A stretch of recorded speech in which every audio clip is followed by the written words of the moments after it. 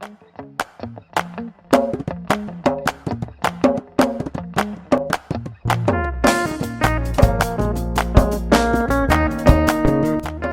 5 années d'arrêt d'activité ici, comme vous le savez tous, c'est-à-dire Taman Rasset est connu par un tourisme réceptif qui est un produit qui est destiné à une clientèle étrangère. Mais dans la dynamique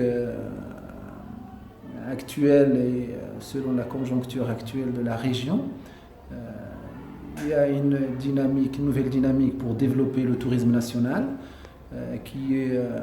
qui a connu quelques expériences ces dernières années, mais après les dernières déclarations,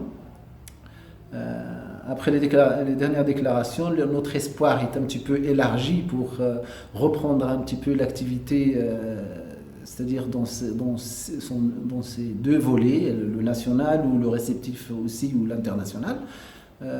Mais bien sûr, on attend toujours d'avoir des mesures ou des mesures, c'est-à-dire concrètes sur le terrain. D'abord, il faut comparer entre le SMIC d'un étranger en Europe, par exemple, il est à 1500 euros, et en Algérie, on est à 18 000 dinars par mois. Donc, l'étranger, quand il voyage dans le monde entier, il voyage avec des sommes importantes.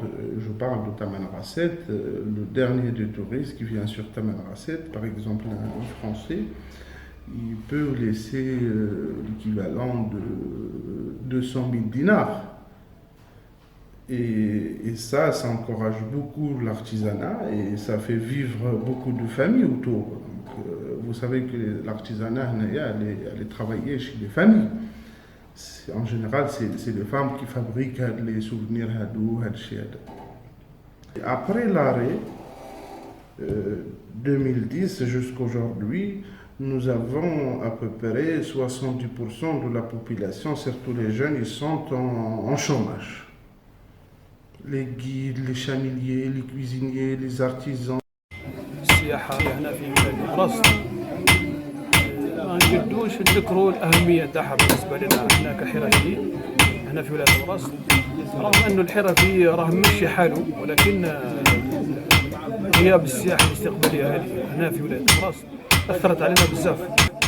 أجنبي كي كان يجينا ما كانش عنده إشكالية في اقتناء يعني منتوجات الصناعة التقليدية نتاعنا هنا في ولاية الراس.